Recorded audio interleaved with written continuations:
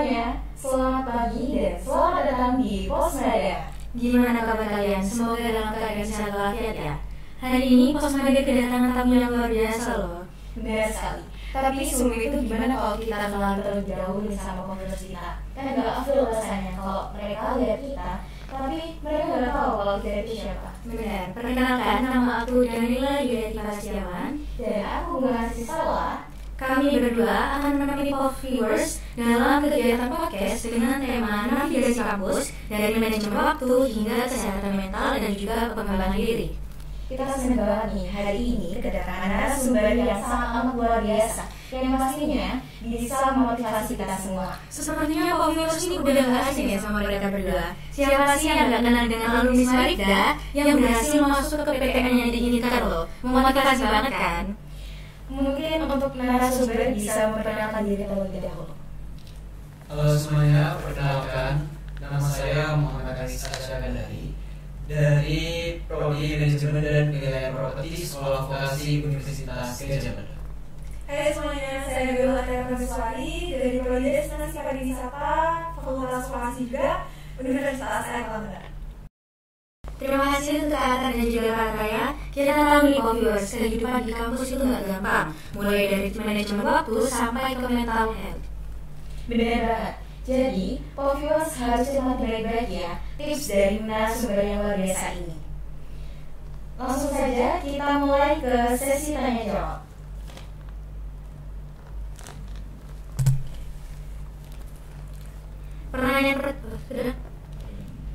Pertanyaan pertama nih, kalian berdua kan pertama kali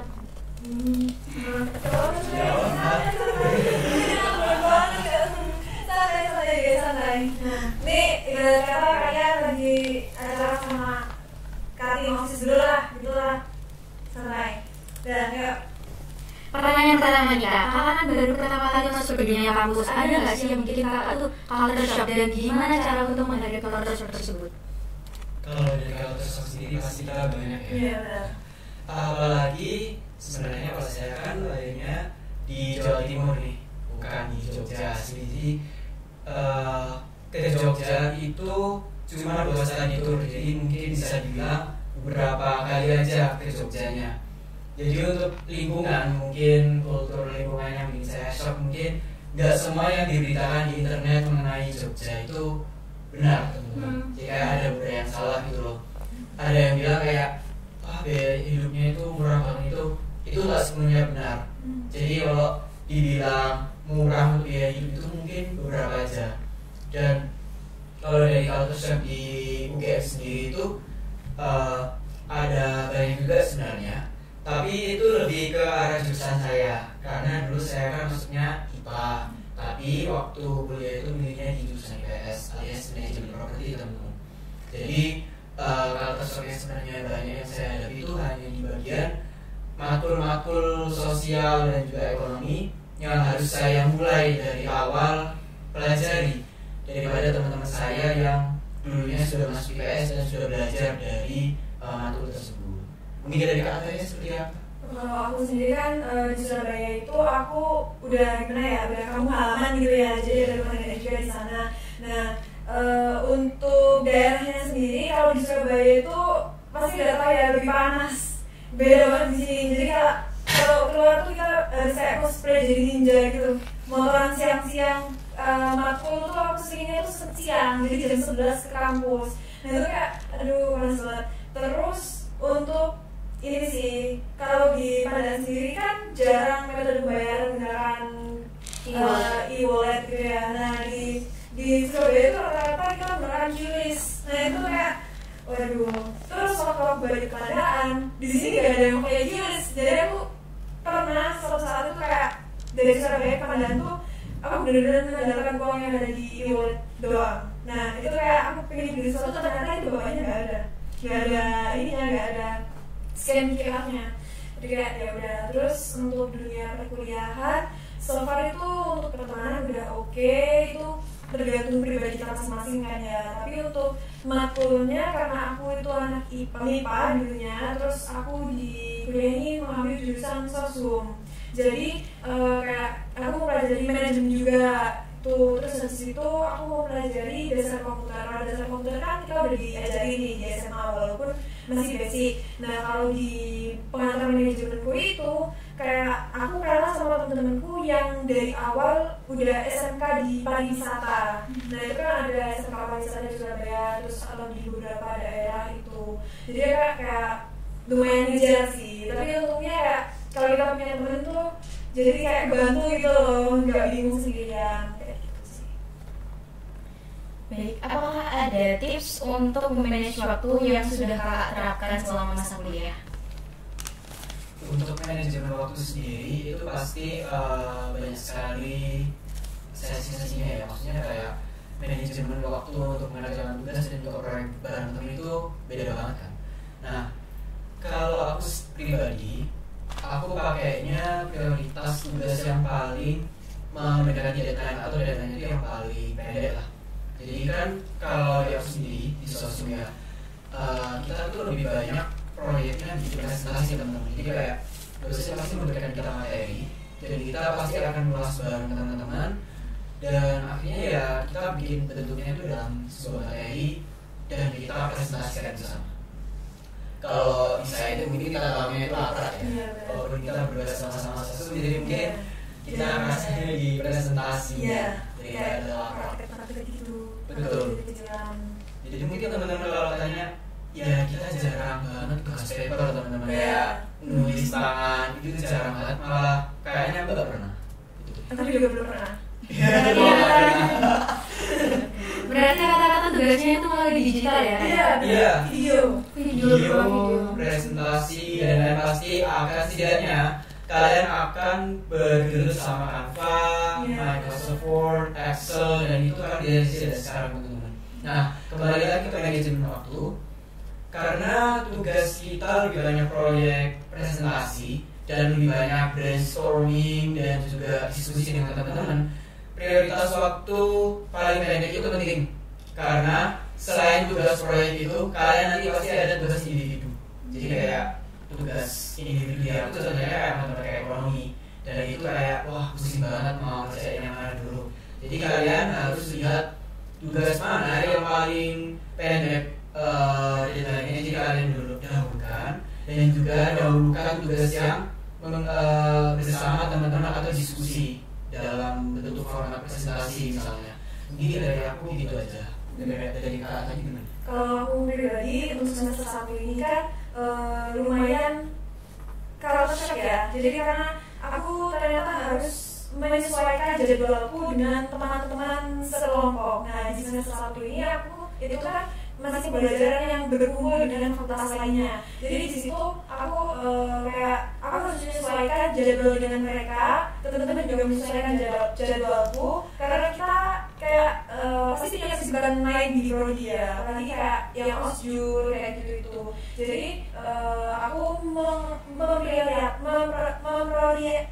memprioritaskan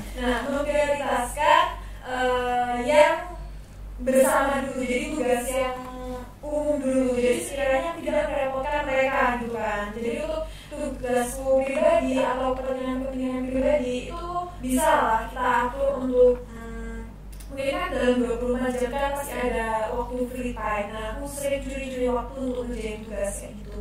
Tapi kembali lagi kalian harus tahu prioritas ya sama kata-kata tadi, karena di kuliah itu deadline-nya itu benar-benar mepet, nggak kayak kalau SMA kan deadline-nya bakalan dikumpulin di pertemuan berikutnya. Kalau di kuliah itu ada kadang itu dikumpulnya itu dalam 1 hari itu juga. Nah kita ngumpulnya itu pakai website kan. Kalau misalnya nggak bisa ngumpulin ya udah kita harus cari dosennya, dan ada beberapa yang dosen itu nggak mentolerir gitu. Jadi kita harus tahu juga kan mana yang itu. Kalau misal ada kejadian seperti itu, aku izin di kelompokku yang PDD tadi yang semua fakultas itu, aku izin nggak bisa hadir kayak gitu.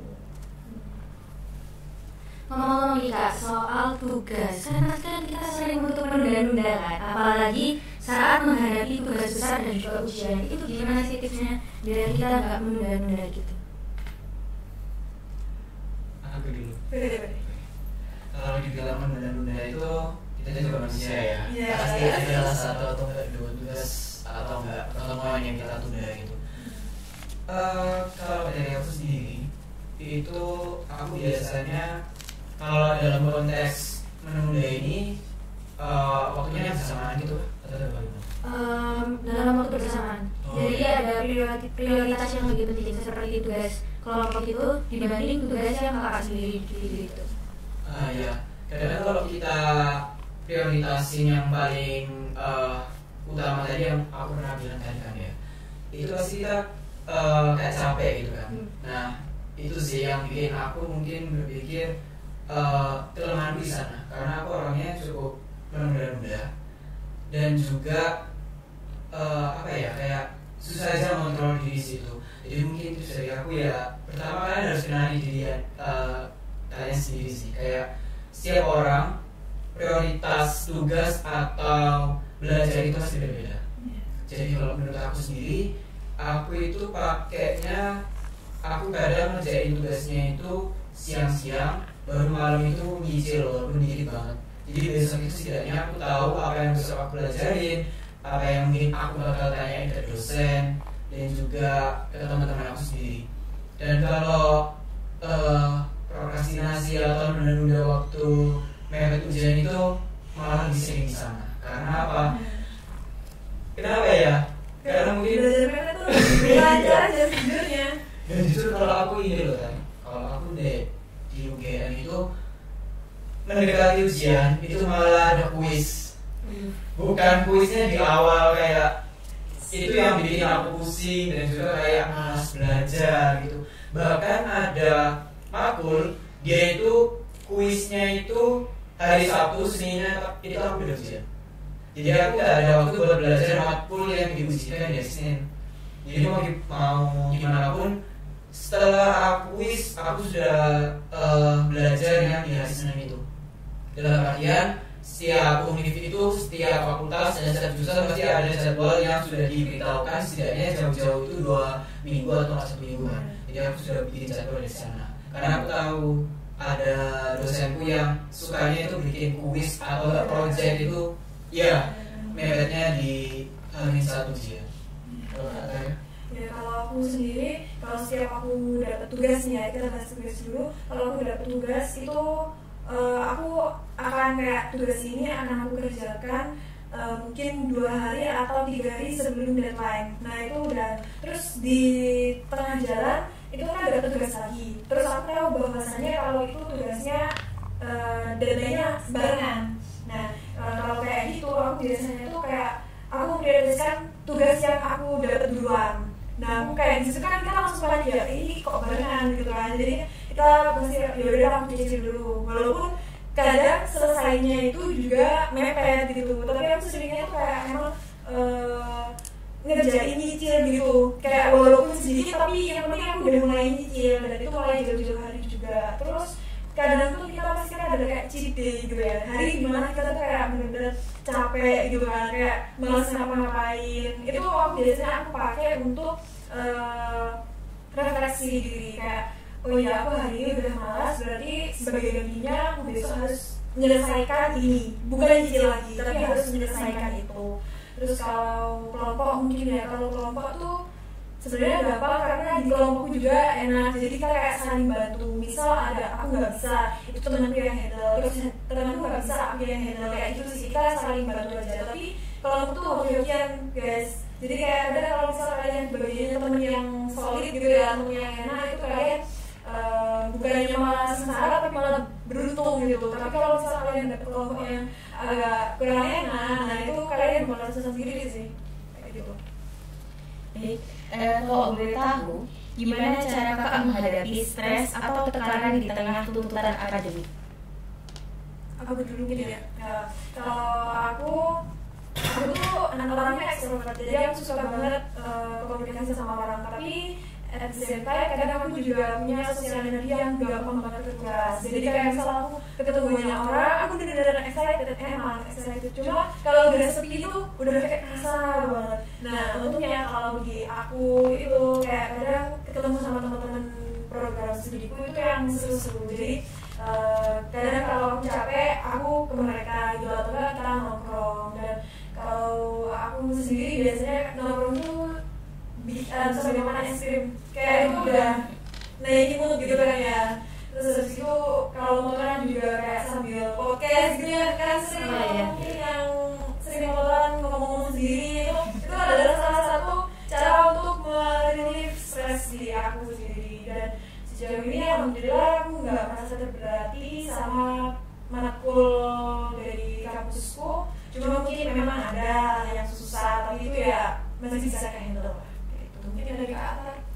Kalau aku sendiri mau itu kayak kurang lebih refleksi diri juga ya. Jadi kayak kita kadang ngeliat diri sendiri itu, oh ya aku seminggu ini sudah belajar, seminggu ini sudah berkomunikasi dengan teman-teman dalam tugas proyek sama presentasi, dan itu cukup melelahkan juga. Dan sebenarnya lelahnya kalau orang yang emang suka ngomong kayak aku beda lagi. Beda juga sih. Kalau aku pribadi lebih sukanya itu memang lebih banyak ngomong pas bagian presentasi. Jadi kalau di kelas, emang aku kan pendiam, cukup pendiam. Jadi kalau aku mau komunikasi sama teman-teman itu cuma ada satu atau dua orang aja, dan itu kayak perbincangan kecil aja, bukan kayak yang banyak banget. Jadi aku lebih banyak renung di kelas, lebih banyak dengerin. Kadang-kadang kayak saking capeknya aku sudah belajar dan kerja tugas itu kadang sampai bisa tiduran di kelas. Tapi itu jarang aja sih. Nah, kalau kami di UGM itu satu minggu kan memang sudah libur ya. Walaupun ada beberapa jurusan yang satu minggu itu malah digunakan untuk kegiatan, dan mereka juga ambil kegiatan juga gitu. Nah, untuk semester satu sendiri memang aku bukan orang yang mau ambil ambis banget enggak. Jadi aku satu minggu itu cukup apa ya, kadang kalau ada waktu banyak aku bisa nonton film, terus mesen GoFood, makanan favorit. Jadi kayak self reward gitu ya. Banget, soalnya kayak hampir seminggu gitu. Gak apa-apa. Nah, habis itu kayak kalau sisanya keluar itu malah jarang, karena emang aku kesana jalan. Jadi nggak motoran atau nggak bareng temanku sesering mungkin. Jadi kayak cuma hari Jumat aja barengnya, atau pulang aja bareng gitu aja. Tapi kalau misalnya ada seminar gratis yang ada makanan atau benefitnya gratis juga, aku pasti ikut. Karena itu salah satu self reward yang worth itu lah. Dan mengincar makanan atau ilmu ya Kak? Dua-duanya rasa doang. Kalau kadang kan tuh. Iya bener, isi sebenarnya udah tahu judulnya apa, saja tidur. Iya. Justru waktu makan itu nggak boleh kayak gitu ya. Iya. Nah, gimana nih cara Kak Atta dan juga Kak Atta ya dalam memanfaatkan waktu luang demi meningkatkan keterampilan belajar dan juga mengejar passion? Apa dulu? Kalau aku ikut beberapa kegiatan kayak mungkin kompetisi, terus juga aku juga ikut BEM di UNIF.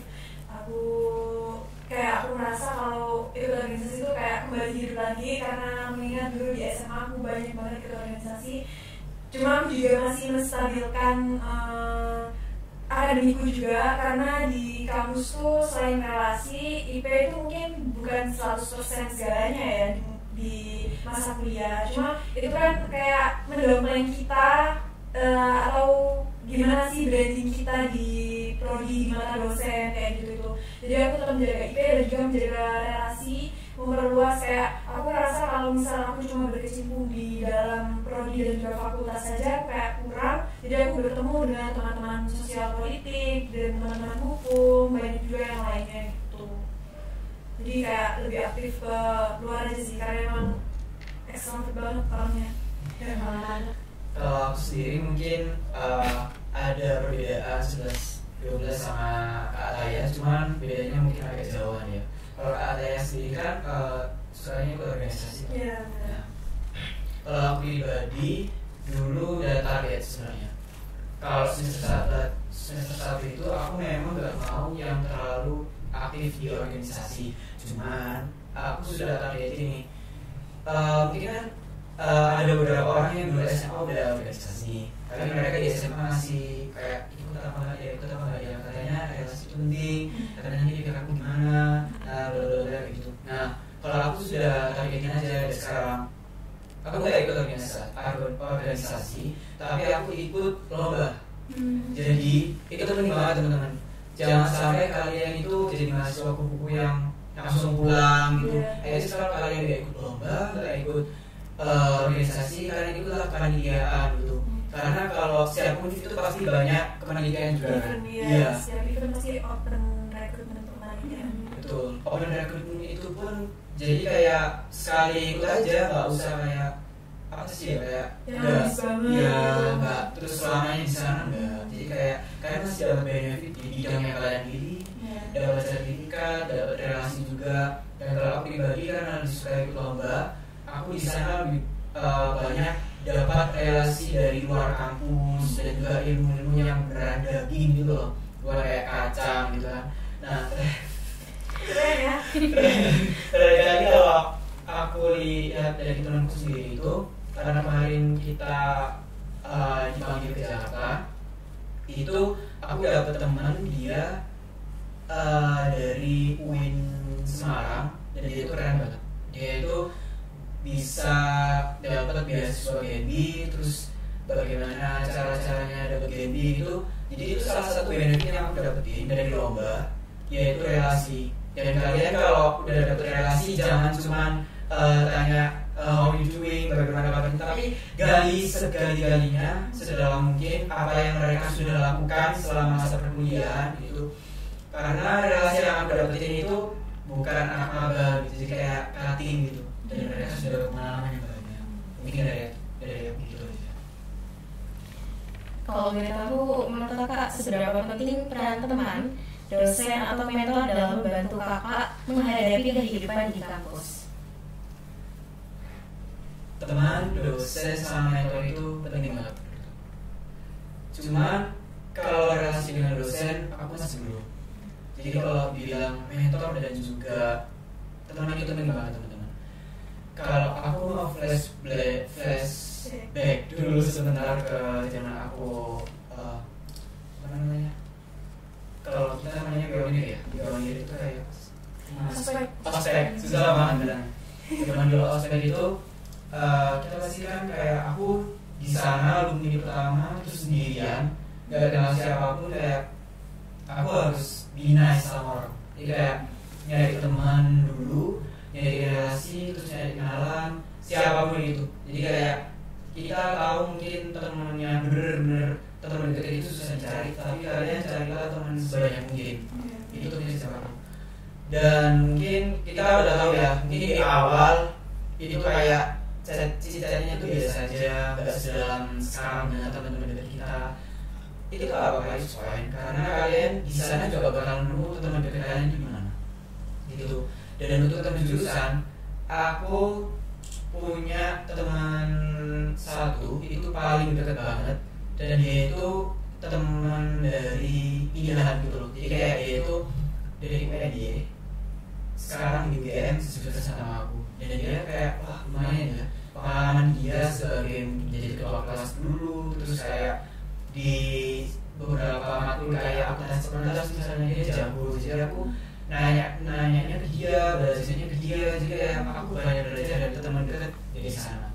Dan memang di UGM itu kayak misalnya kalian sendiri itu kalian tidak bakal dilihat kayak gitu. Kenapa? Kita ada program namanya PFE, jadi kayak psychological first apa ya, kayak health gitu. Kalian kalau misalnya sendirian aja, kalian bakal ditanyain kamu kenapa, kamu masih sendiri, jadi gitu ya. Kamu gak bakal stres sendirian. Dan kita itu sudah diterapin. Jadi setiap fakultas pasti ada kayak bidangnya masing-masing dulu teman-teman. Kalian coba aja cerita masalah atau kayak bimbingan itu bisa banget. Karena kami sudah banyak ya, bukan UGM aja, jadi kayak banyak universitas yang mungkin mengalami kejadian yang tidak diinginkan, seperti mungkin banyak yang kita lihat ya. Nah, universitas pasti nggak membiarkan hal itu, jadi kayak programnya mental health itu penting banget dari sosok dosen, mentor, sama teman dekat itu penting banget. Mungkin dari aku gitu. Kalau aku kalau hubunganku sama dosen sejauh ini ya udah dekatnya juga sama dosen wali, karena aku masih belum fokus di prodi itu sendiri. Jadi kalau sama dosen wali itu menurutku beliau cukup membantu juga, karena kalau ujian itu kan kita akan meminta kayak tanda tangan gitu kan, jadi kita bisa mengikuti ujian gitu. Nah waktu kita minta itu kita juga ditanyain di sini udah apa ya, intinya udah nyaman apa belum, apakah atau mau ada rencana buat pindah. Jadi kan tuh kayak dosen wali itu kayak benar-benar ngerangkul mahasiswanya banget. Terus mungkin maksud kata kalau di UNER tuh yang tadi tuh kalau di UNER namanya health center. Jadi di health center itu kita kayak sebuah organisasi yang bukan organisasi sih, kayak fasilitas dari kampus yang menangani mungkin kalau kita misal memang sedang tidak baik-baik saja gitu ya. Jadi kayak gitu itu cukup membantu juga, karena ada beberapa temanku yang udah ke situ dan alhamdulillahnya dia udah get better. Terus kalau pertemanan itu menurutku membantu banget sih, karena aku tuh tipikal teman yang banyak tapi memang nggak deket semua. Maksudnya kayak kita nongkrongnya ya bareng tapi berbanyak gitu ya, berbanyak maksudnya kayak orang banyak gitu kan. Nah tapi kalau aku deketnya itu sekarang aku masih belum menetapkan siapa yang benar-benar dekat gitu, karena ya mengingat orang kan beda-beda ya. Kalau di SMA kan kita ya udah kesehariannya bareng terus, tapi kan kalau teman kuliah kan siapa tahu tahun depan dia juga mau pindah kampus gitu. Jadi aku kayak ya udah cukup dekat aja gitu. Terus mereka juga cukup helping di kayak adaptasiku, karena beberapa dari mereka itu kayak ya rantau atau gitu kondisinya 11-12 sama aku. Cuma aku juga menekankan pada diri aku sendiri kalau aku nggak boleh cuma berteman dengan yang ada di lingkunganku aja, kayak di prodiku aja. Jadi aku harus keluar kelas, biar dengan itu tadi aku dapat beberapa teman yang berbeda jurusan sama aku. Nah di situ terkadang pembahasan mereka itu sama kayak kata-kata tadi lebih daging. Nah pembahasan mereka tuh kayak lebih insightful gitu, yang nggak pernah dibahas di tongkronganku sebelumnya. Jadi aku sering kayak kadang dengerin mereka tuh aku juga dapet ilmu. Jadi aku main itu aku dapet ilmu, dan itu kayak oh jadi gini alasannya kalau berteman dengan banyak orang dan berbeda-beda latar belakangnya itu. Terus kembali lagi buat teman-teman, kalau misalnya memang kalian ingin punya teman di dunia perkuliahan, kalau bisa jangan jadi people pleaser yang kita yang terlalu mendambakan, ya yang terlalu mendambakan pertemanan, yang kayak kemana-mana harus sama dia. Diusahakan kalian tuh harus bisa fleksibel, dan kalian harus juga ingat bahwasanya teman itu memang bukan segalanya, dan teman pun akan menjadi teman kalian saat itu juga. Kalau kalian udah beda kayak lokasi, itu juga bakalan berubah lagi circle pertemanan kalian. Jadi jangan yang terlalu gitu, tapi penting kalau bagi beberapa dari kita itu harus punya teman dekat. Memang itu kayak ya setidaknya kalian bisa curhat ke dia gitu kan. Terus Nah, kelas 12 ini kan habis ini mau menuju ke kampus nih. Kira-kira dari Kak Atta sama Kak Atta punya nggak nasihat buat kelas 12 yang mau memulai kehidupannya di kampus? Kalau dari aku mungkin kalian sungguh-sungguh dan yakin apa yang kalian pilih sekarang. Karena apa? Jurusan yang kalian pilih itu jurusan yang kalian inginkan, dan kalian harus bertanggung jawab. Ambil jurusan itu harus diselesaikan, harus lulus, karena banyak orang yang mati-matian sungguh-sungguh dan yakin ingin ada di posisi kalian. Dan jangan sampai kalian tak terbesit pikiran, aku capek ya sama kuliah, ternyata semelelahkan ini. Itu ya memang realitasnya. Jadi ya mau nggak mau, setiap kamu mau capek belajar, mau capek belajar atau enggak, kamu takut malah jadi apa ya, kayak tidak berguna di masyarakat. Jadi setidaknya kalau kamu sudah di jurusan yang kamu impikan, sungguh-sungguh dan selesaikan di sana. Mungkin dari aku gitu itu.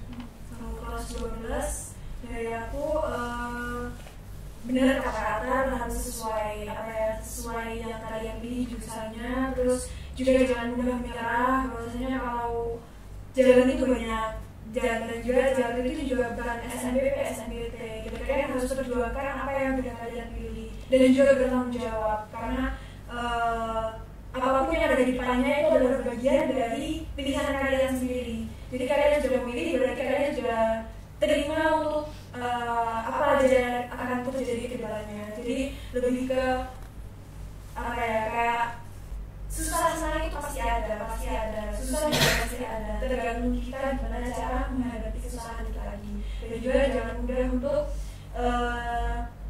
terpengaruh sama apa ya, FOMO lah. FOMO kan ada dapatnya. Sekarang tuh jangan gampang FOMO tentang jurusan kalau emang kalian mau sukses. Karena orang yang suka ikut-ikut itu gak bakalan sukses ke depannya. Kalian cuma bakalan jadi follower, bukan yang di follow. Baiklah viewers, itu saja sedikit perbincangan kita mengenai navigasi kampus di episode kali ini dengan narasumber yang sangat amat keren, yaitu alumni dari SMA Mahaifim Padan sendiri dong. Kita harap setelah mendengarkan podcast ini, teman-teman akan mendapatkan wawasan yang berharga serta motivasi tambahan untuk mengejar impian kuliah di universitas impian kalian. Jadi, mari bersiap-siap untuk memulai perjalanan menuju masa depan yang cerah. Dan tak lupa ada info penting nih mengenai PPDB SMA Mahaifim Padan. Gelombang 1 telah dibuka pada tanggal 1 Desember 2024 sampai 29 April 2025. Lalu gelombang 2 dibuka dari tanggal 1 Mei 2025 sampai 12 Juli 2025. Ada dua cara untuk mendaftar sebagai siswa-siswi SMA Maarif Edu Pandaan. Yang pertama, bisa langsung datang ke SMA Maarif Edu Pandaan di Jalan Raya Ahmad Yani nomor 92 Pandaan. Tepatnya di Gedung Putih di TU, cukup membawa foto 3x4 berwarna saja. Dan cara yang kedua adalah dengan cara scan QR berikut. Sekian, semoga yang telah disampaikan oleh alumni kita pada hari ini bisa bermanfaat ya bagi viewers semuanya. Terima kasih untuk Kak Ataya dan Kak Atar yang sudah menyempatkan hadir pada hari ini. Kita selaku host pamit undur diri. Wassalamualaikum warahmatullahi wabarakatuh.